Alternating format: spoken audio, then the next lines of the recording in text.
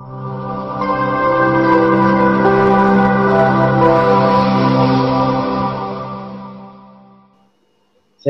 sahabat Lentera Injil TV, berjumpa lagi bersama kami dalam program Anda Bertanya, Teolog Menjawab.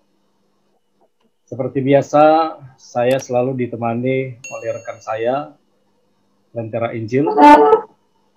Shalom Pak Lentera Injil. Ya, shalom Pak Ferdi. Ya, puji Tuhan, gimana kabar hari ini? Ya, puji Tuhan, baik. Ya, Tuhan berikan kesehatan, Tuhan berikan kekuatan sehingga bisa mengisi acara pada hari ini. Ya, puji Tuhan, luar biasa kasih karunia Tuhan bagi kita orang percaya. Hari ini kita membahas apa nih Pak Lentera Injil? Ya, saya akan membahas dari Markus pasal 16 ayat 17 sampai 18, di mana ayat ini seringkali disalahpahami baik oleh orang Kristen sendiri, lebih-lebih lagi orang yang bukan Kristen yang mau menyerang kekristenan. Begitu Pak Ferdi. Oke, baik. Memang benar sekali ayat ini, yaitu tanda-tanda yang menyertai orang percaya, seringkali disalah artikan, bukan hanya orang yang tidak percaya, tapi dengan orang percaya pun seringkali salah mengartikan firman Tuhan ini. Di harapan saya melalui dialog kita malam hari ini, pertanyaan-pertanyaan yang seringkali ditanyakan berkaitan dengan ayat-ayat ini bisa terjawab pada malam hari ini. Ada beberapa pertanyaan-pertanyaan yang seringkali disampaikan oleh saudara-saudara kita berkaitan dengan pembahasan kita malam hari ini. Contohnya, ada orang bertanya seperti ini, apakah tanda-tanda ini adalah perintah yang wajib dilakukan oleh orang Kristen? Ada juga orang yang bertanya, apa sih maksud sebenarnya dari firman Tuhan ini? Bahkan ada juga pertanyaan yang pernah saya lihat, yang pernah saya baca, orang-orang bertanya seperti ini, bagaimana respon atau reaksi kita jika kita orang Kristen, orang percaya, ditantang untuk melakukan tanda-tanda tersebut? Bahkan ada juga yang bertanya, apakah benar bahwa orang percaya bisa melakukan tanda-tanda tersebut? Makanya saya bersyukur malam hari ini kita akan membahas hal ini dengan harapan supaya melalui pemaparan, penjelasan dari Lentera Injil, pertanyaan-pertanyaan tersebut bisa terjawab malam hari ini. Kita langsung aja, silakan Pak Lentera Injil untuk menyampaikan materinya. Ya, betul seperti yang Pak Ferdi tadi sampaikan, bahwa ayat-ayat ini bagi kekristenan sendiri seringkali menjadi sebuah pertanyaan, apalagi bagi para polemikus yang menyerang kekristenan, yang terutama seringkali dituntut untuk membuktikan kebenaran Alkitab, sebenarnya untuk menguji atau mencobai atau pengennya itu menyerang, membuktikan bahwa kita salah dengan menantang untuk minum racun maut. Coba buktikan. Atau ada yang bahkan di YouTube juga banyak ya diberitakan ada seorang pendeta yang ketika di dalam ibadah dia membawa ular derik yang sangat berbisa, dia main-mainkan dan akhirnya ular itu betul-betul mematuk telinganya kalau nggak salah itu. Ya, awalnya dia tetap menyembah Tuhan saja, tapi lama-lama menjadi batuk-batuk dan akhirnya pengaruh bisa ular itu kelihatan sekali. Dan itu menjadi berita yang sangat viral sekali dan tentu saja itu mempermalukan kekristenan karena salah di dalam menafsirkan ayat-ayat firman Tuhan ini. memang Markus pasal 16 ayat 17 ini juga sering menjadi polemik bahwa ada yang mengatakan bahwa ayat ini sebenarnya tidak ada di dalam Alkitab. Ada hamba-hamba Tuhan yang demi melarikan diri dari tantangan minum racun maut, magang ular, kemudian mereka mengatakan bahwa dalam teks aslinya tidak ada, itu hanyalah tambahan saja. Ya, ini malah menambah satu polemik. Saya pernah dengar hal itu. Ya, betul ya. Ya, pernah dikatakan demikian. Mungkin lain waktu kita akan membahas mengenai hal itu. Apakah Markus pasal 16 ayat 17 dan seterusnya itu merupakan ayat tambahan atau memang ayat itu sebenarnya ada di dalam teks aslinya. Namun saat ini kita akan fokus kepada kesalahpahaman terhadap penafsiran teks ini. Teks ini Markus 16 ayat 17 sampai 18 berbunyi demikian. Tanda-tanda ini akan menyertai orang-orang yang percaya. Mereka akan mengusir setan-setan demi namaku. Mereka akan berbicara dalam bahasa-bahasa yang baru bagi mereka. Mereka akan memegang ular, dan sekalipun mereka minum racun maut, mereka tidak akan mendapat celaka. Mereka akan meletakkan tangannya atas orang sakit, dan orang itu akan sembuh. Kata-kata yang seringkali disalahpahami, ketidakmengertian adalah kata-kata ini ya, yang pertama yang seringkali disalahpahami dan menjadi yang menjadi tantangan atau yang menjadi bahan untuk menyerang Kekristenan atau menyebabkan kesalahpahaman bagi orang Kristen sendiri adalah pertama kata tanda-tanda, kedua kata menyertai. Nah, tanda-tanda ini akan menyertai. Nah, ini orang yang seringkali salah paham. Dan kemudian mereka akan memegang ular dan minum racun maut. Nah, ini yang dipakai oleh para polemikus untuk menyerang. Kalau mengusir setan, berbicara bahasa-bahasa yang baru, biasanya tidak terlalu dipermasalahkan. Meletakkan tangan atas orang sakit dan orang itu akan sembuh tidak terlalu dipermasalahkan. Ya, benar. Ya, biasanya kesalahpahamannya di fokus itu. Maka pada saat ini saya akan membahas mengenai hal-hal itu, istilah-istilah itu, yaitu tanda-tanda, menyertai, ya kata menyertai, lalu memegang ular dan minum racun maut. Ya, fokusnya di sana. Nah, kesalahan yang pertama adalah mengartikan kata tanda-tanda. Seringkali orang mengartikan kata tanda-tanda ini diartikan sebagai ciri-ciri. Ciri-ciri bagi orang yang mengaku beriman. Itu punya tanda. Seringkali diartikan seperti itu. Padahal dalam bahasa aslinya itu tidak selalu seperti itu. Nah, kata tanda-tanda itu dari bahasa Yunani adalah semeia. Semeia itu artinya adalah jamak, ya tandanya itu jamak atau banyak, yang kata dasarnya itu semeion. Nah, semeion ini mempunyai arti denotasi, ya arti denotasi yaitu tanda, yang bisa diterjemahkan sebagai tanda, tapi juga bisa artinya simbol. Memang juga disebutkan ciri-ciri, kode. Minimal ada kalau diterjemahkan dalam bahasa Indonesia itu bisa secara denotatifnya itu bisa ada 4.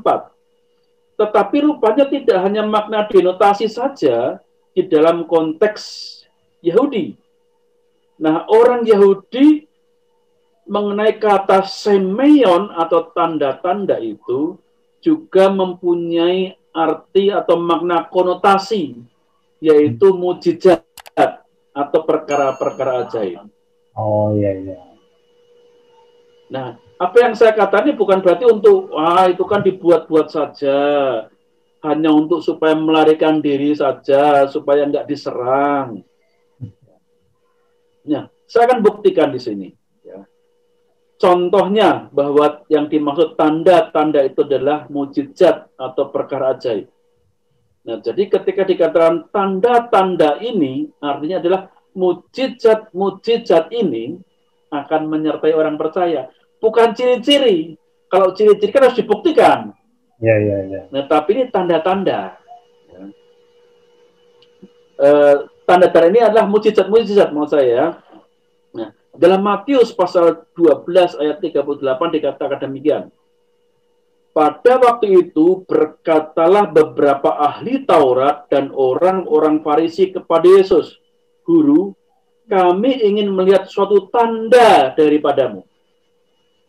Nah, ini bukan berbicara ciri-ciri, tetapi ingin melihat mujizat, tanda mujizat dari Tuhan Yesus. Lalu pasal 16 ayat 1 dikatakan, kemudian datanglah orang-orang Farisi dan Saduki hendak mencoba Yesus. Mereka meminta supaya ia memperlihatkan suatu tanda dari surga kepada mereka. Nah, tentu saja kalau tanda dari surga itu tidak bisa kita artikan ciri-ciri dari surga. Tapi pengertian adalah mujizat-mujizat dari surga. Atau tanda mujizat dari surga maksudnya. Ini makna tanda yang dinyatakan Alkitab. Nah, apa yang dinyatakan di dalam kitab Matius ini menunjukkan sikap keberagamaannya atau keagamaannya orang Yahudi yang mengukur suatu kebenaran berita itu dengan mujizat dari surga.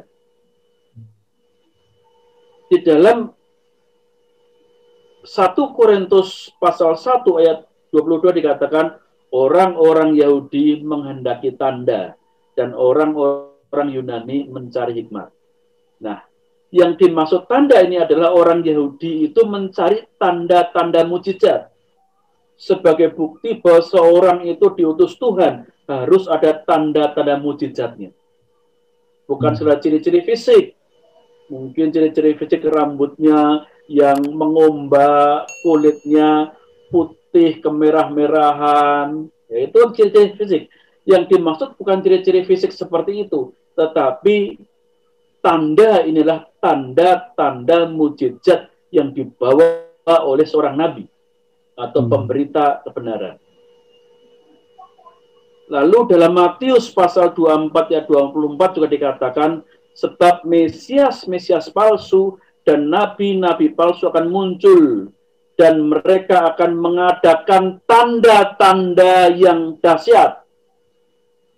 Nah, ini peristiwa-peristiwa yang ajaib dan mujizat-mujizat.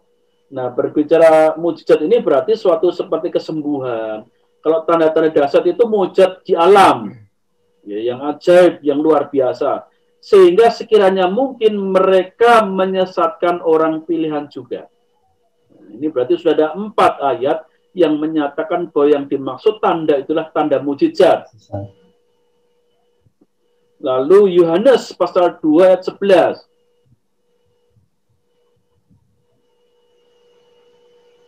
Hal itu dibuat Yesus di Kana yang di Galilea sebagai yang pertama dari tanda-tandanya. Apa itu? Mengubah air menjadi anggur. Artinya mujizat yang pertama. Dan dengan itu ia telah menyatakan kemuliaannya dan murid-muridnya percaya kepadanya. Jadi tanda-tanda adalah mujizat ketika mengubah air menjadi anggur. Lalu Yohanes pasal 3 ayat 2 ditegaskan lagi bahkan tanda-tanda Yesus, mujizat yang Yesus kerjakan itu melampaui dari orang-orang lain. Ia datang pada waktu malam kepada Yesus dan berkata, Rabi, kami tahu bahwa engkau datang sebagai guru yang diutus Allah, sebab tidak ada seorang pun yang dapat mengadakan tanda-tanda yang engkau adakan itu jika Allah tidak menyertainya. Jadi jelas sekali bahwa yang dimaksud tanda-tanda ini bukanlah ciri-ciri, tetapi tanda mujizat.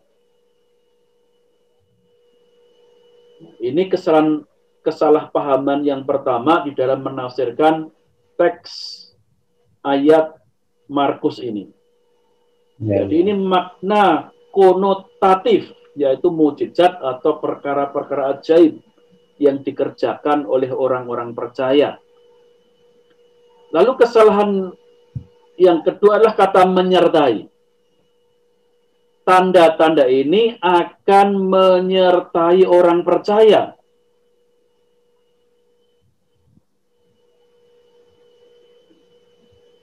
Kata menyertai itu artinya adalah mengikuti. Bahkan dalam bahasa aslinya itu mengikuti dengan dekat. Ya, mengikuti dengan sangat dekat. Nah, kalau mengikuti itu artinya orang percaya diikuti oleh tanda-tanda ajaib.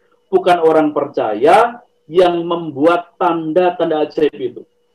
Artinya tidak bisa kita yang membuat tanda ajaib itu. Tetapi tanda ajaib itu dikerjakan oleh Tuhan Yesus. Karena Tuhan Yesus menyertai orang percaya. Maka kehidupan orang percaya disertai dengan tanda-tanda ajaib. Tanda-tanda ajaib yang terjadi melalui orang percaya itu bukan karena kehebatannya, bukan karena kesaktiannya, karena punya ilmu mantra-mantra, sakti lalu bisa membuat mukjizat. Bukan. Tetapi karena kuasa nama Yesus.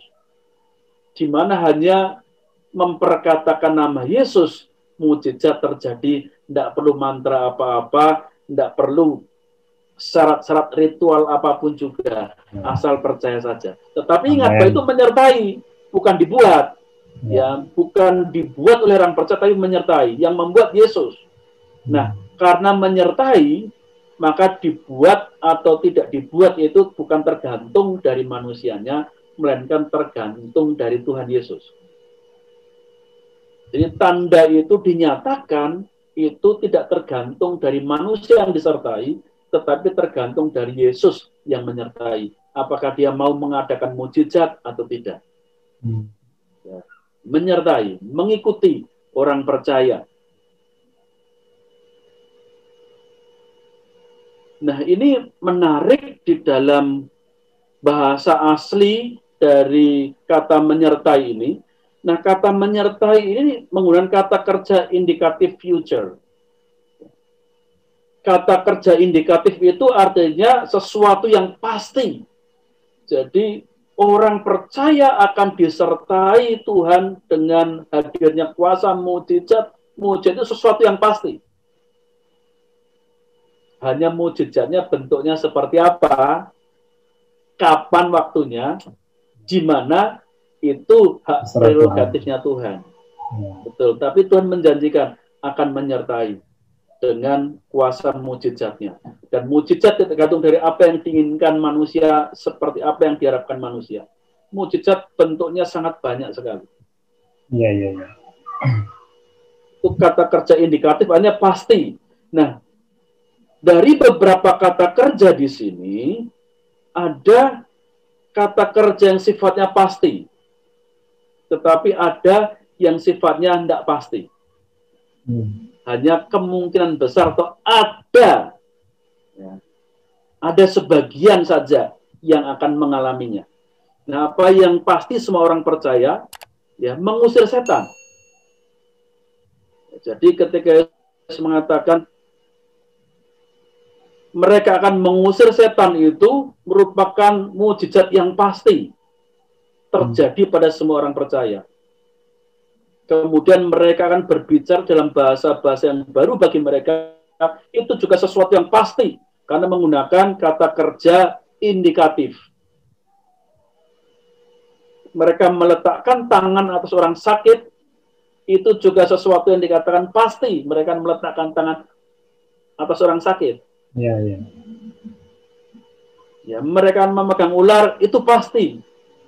Nah, tetapi uniknya ketika dikatakan sekalipun mereka minum racun maut, nah, ya, sekalipun mereka minum racun maut, mereka tidak akan mendapat celaka, itu bukan sesuatu yang pasti.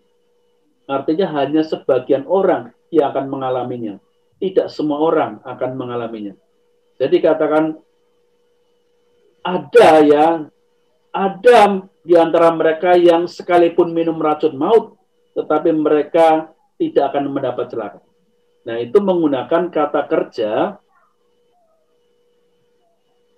subjunctive, ya, future subjunctive.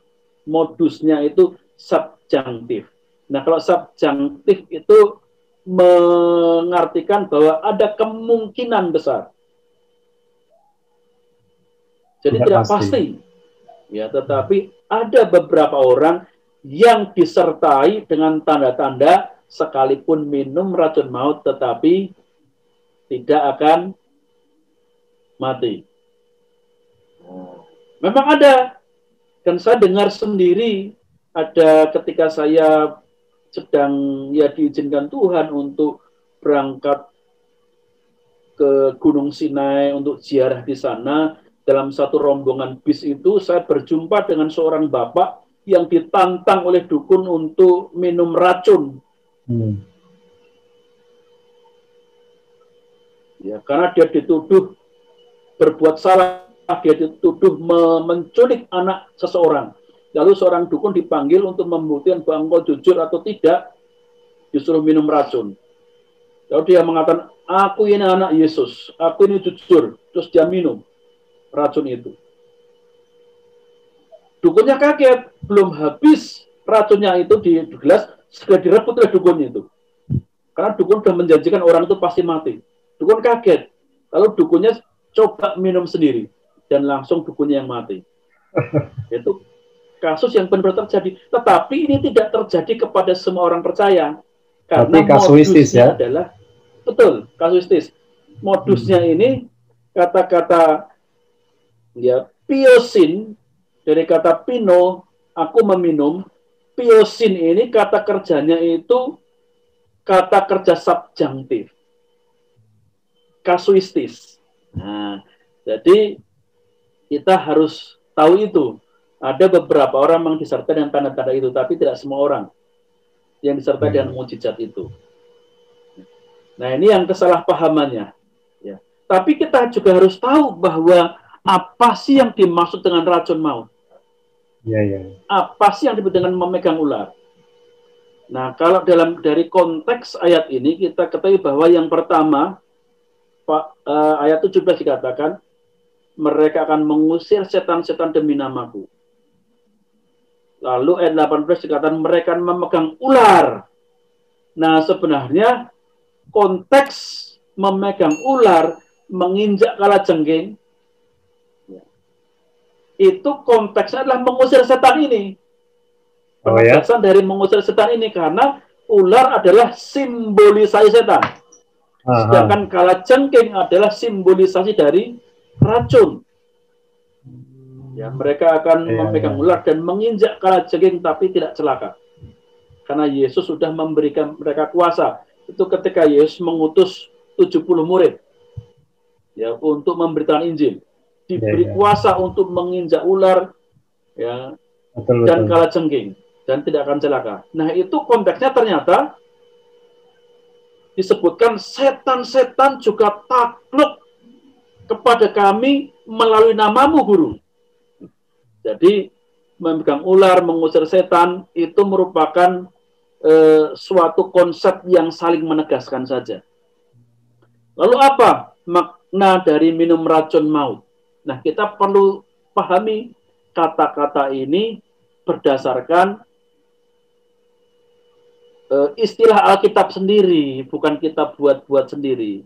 Nah, racun maut itu menggunakan kata thanasimon. Thanasimon itu dari kata thanatos yang artinya adalah mati. Apa maknanya ini? Nah, kitab Roma pasal 6 ayat 23, sebab upah dosa ialah maut. Tetapi kasih karunia Allah ialah hidup yang kekal dalam Kristus Yesus Tuhan kita. Lalu dalam Korintus pasal 5 ayat pasal 15 ayat 55 dikatakan, hai maut, di manakah kemenanganmu? Hai maut, di manakah sengatmu. Ya. Sengat maut ialah dosa, dan kuasa dosa ialah hukum Taurat. Jadi yang dimaksud racun maut ini adalah kuasa dosa. Kuasa dosa.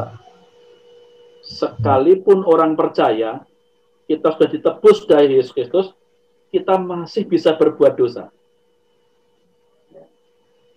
Kita masih bisa berbuat dosa. Tetapi karena kita sudah di dalam Yesus, kita tidak kehilangan keselamatan kita. Kita tidak akan mendapatkan celaka maut. Tetapi tetap diselamatkan. Ya, nah inilah yang dimaksud racun maut. Ya, di manakah sengatmu hai maut? Sengat maut adalah kuasa dosa. Nah, ya, jadi sangat jelas sekali di sini. Ini bukanlah racun dalam pengertian fisik, tetapi racun maut ini adalah bersifat metafora atau kiasan, yaitu kuasa dosa. Orang percaya tidak lagi dikuasai oleh dosa, sekalipun masih bisa berbuat dosa, tetapi Anak Allah, Yesus Kristus, melindungi setiap orang percaya, dimeteraikan Roh Kudus, sehingga tidak menjadi hilang keselamatannya. Sehingga ketika kita mati, kita bisa mengatakan pasti masuk surga. Loh kok kamu kok pede banget, sombong? Bukan saya yang sombong, bukan saya yang pede, tetapi karena Yesus yang menjanjikannya. Kalau Yesus Tuhanku yang menjanjikannya, masa aku harus ragu-ragu? Kira-kira begitu Pak Ferdi, apa yang bisa saya jawab? Ya, jadi inilah kesalahpahaman. Maka kalau orang Kristen ditantang, coba minum racun maut.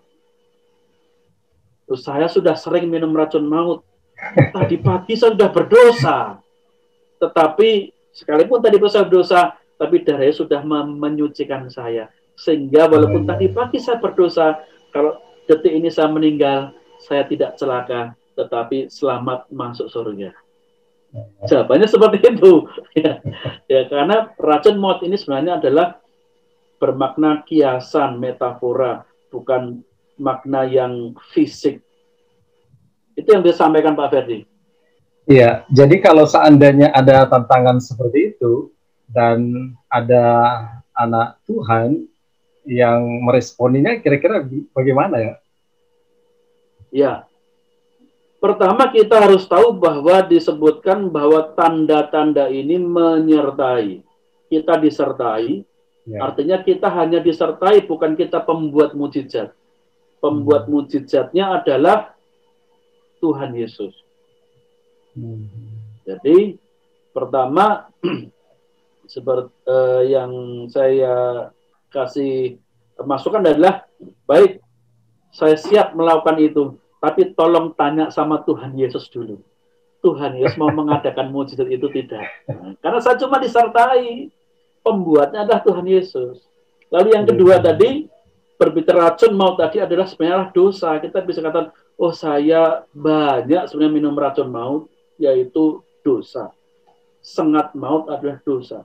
Tetapi karena darah Yesus saya telah disucikan. Sudah, bukan perlu minum lagi, tapi sudah. Tapi Yesus sudah menyucikan saya dari dosa saya, sehingga saya tidak akan celaka, binasa di neraka, tetapi beroleh hidup yang kekal. Jadi dua hal itu yang bisa saya beri masukan untuk kalau gimana kalau ditantang. Ya yang menantang salah paham, ya jangan kita ikuti kesalahpahaman itu. Yang nantang nggak ngerti maksudnya ayat itu, kok kita ngikuti saja. Ya itu kebodohan kita. Ya, kalau berarti kalau terjadi sesuatu itu ya, nah itu salah kita sendiri berarti ya. Salah sendiri, Pak. Karena kita nggak ngerti firman Tuhan. Padahal tujuannya itu mau membuktikan imannya, mau membuktikan kuasa Tuhan gitu ya. Ya sebenarnya kita sudah diajar oleh Tuhan Yesus supaya kita tidak boleh membuktikan iman kita dengan hal seperti itu, karena justru Yesus mengatakan jangan mencobai Tuhan Allah. Jangan mencobai Tuhan. Ya, jangan mencobai Tuhan Allahmu, karena pembuat mujizat adalah Tuhan. Ya, yang mengadakan mujizat adalah Tuhan. Ketika Yesus disuruh mengubah batu menjadi roti, dia bisa nggak? Tentu saja bisa. Mengubah air menjadi anggur aja bisa. Ya. Tetapi karena yang meminta itu untuk mencobai itu dari iblis, Yesus tidak mengikuti. Ya, tidak menuruti, mentaati perkataan yang bersumber dari iblis. Ya, kalau ada orang yang mencobai iman orang percaya atau menantang, itu artinya tantangan itu juga bersumber dari iblis. Ya, kita tidak perlu nuruti bagaimana dia menafsirkan ayat ini, tetapi justru kita harus menjelaskan tafsiran yang benar atau makna yang benar dari ayat ini. Ya. Itu Pak Ferdi. Jadi berarti bisa saja itu terjadi kalau memang kuasa Tuhan itu bekerja ya. Betul. Ambil contoh saja mungkin ketika dia dalam penginjilan, dalam melakukan suatu kegiatan ibadah tanpa dia sadari, dalam minuman telah ditaruh racun gitu kan, dan tanpa dia sadari bahwa itu sudah ada racun ketika dia minum, ya bisa saja itu terjadi ya. Walaupun dalam konteks sebenarnya tadi sudah dijelaskan racun maut itu bicara tentang sengat dosa yang tidak berkuasa lagi. Tapi bisa saja itu terjadi kan kalau tanpa kita sadari, ternyata ada orang berniat untuk mencelakakan kita dan seterusnya. Tapi tanda-tanda itu yang dikerjakan, yang dibuat oleh Allah itu bisa saja terjadi ya. Bisa, ya bisa terjadi. Ya. Tapi itu adalah tanda-tanda sekunder dari orang percaya sebenarnya Pak. Ya. Tanda-tanda sekundernya ya yang bisa kita, apakah kemudian kalau minum mati berarti dia bukan orang percaya kan, bukan juga itu ya. Jadi kita harus tahu bahwa itu ada sekunder, itu hak prerogatif Tuhan untuk ketika dia meminum itu tidak apa-apa dan ternyata terbukti banyak orang bersaksi itu, dan kemudian yang memberi racun itu bertobat, kata mereka kok nggak ada apa-apanya. Nah, itu Tuhan bisa pakai itu, tapi juga banyak juga yang diracun dan meninggal. Yaitu hak prerogatifnya Tuhan. Ya. Tapi yang jelas bahwa Tuhan menyertai orang percaya. Kalau Tuhan izinkan harus menderita, meninggal karena pemberitaan Injil itu, Tuhan yang mengendaki itu, Tuhan punya maksud rencana lebih besar daripada hanya kesembuhan mujizat yang sementara. Ya, bisa saja terjadi sesuai dengan kehendak Tuhan. Jadi kalau Tuhan menghendaki orang yang minum racun itu mati, ya pasti mati juga. Tetapi bukan berarti dia orang tidak percaya. Bukan orang tidak percaya. Jangan kita hakim, dia kurang iman itu. Ya jangan kita hakim seperti itu ya. Karena memang banyak orang kan, sampai saya juga pernah dialog dengan seorang teman. Saya tanya, kalau kamu ditantang seperti itu, dia bilang, oh saya kalau ditantang seperti itu saya berdoa dulu. Kalau Tuhan bilang lakukan, ya saya lakukan. Kalau Tuhan bilang jangan, ya saya tidak lakukan. Tapi ada juga yang bilang, oh kalau saya akan perlihatkan iman saya. Seperti itu. Iya. Kayak itu, mungkin karena tadi itu, Pak Lentera Injil. Karena pemahaman yang mereka belum tahu betul apa maksud dari kata tanda-tanda itu, apa arti dari kata menyertai, apa maksud dari memegang ular itu dan meminum racun maut itu. Mungkin kesalah pengertian mereka gitu, akhirnya jadi konyol jadinya ya. Betul, ya. Ya betul lah, karena menyertai orang percaya, artinya orang percaya itu pasif kan, yang aktif adalah Yesus sendiri. Ya, Kristus yang menyertai dengan namanya, kuasanya yang menyertai, Yesuslah yang aktif. Jadi bukan kita orang percaya yang membuktikan, Yesuslah yang membuktikannya. Ya, membuktikan kuasanya, bukan kita yang membuktikannya. Jadi kita jangan mati konyol juga, jangan konyol juga dalam kita beriman.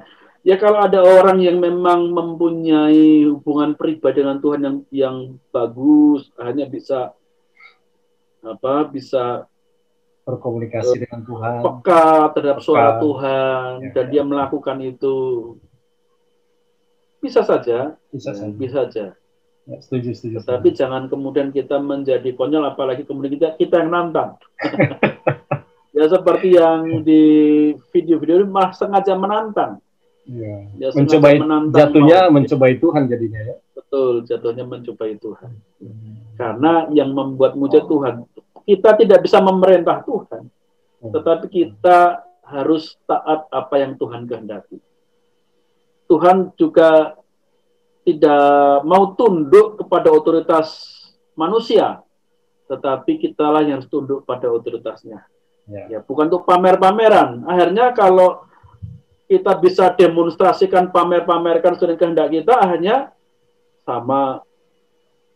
sama saja kita itu menyembah jin, menyembah setan, menyembah hantu, yang seakan-akan kita bisa minta tolong untuk memenuhi apa yang kita inginkan asal persyaratannya kita sediakan.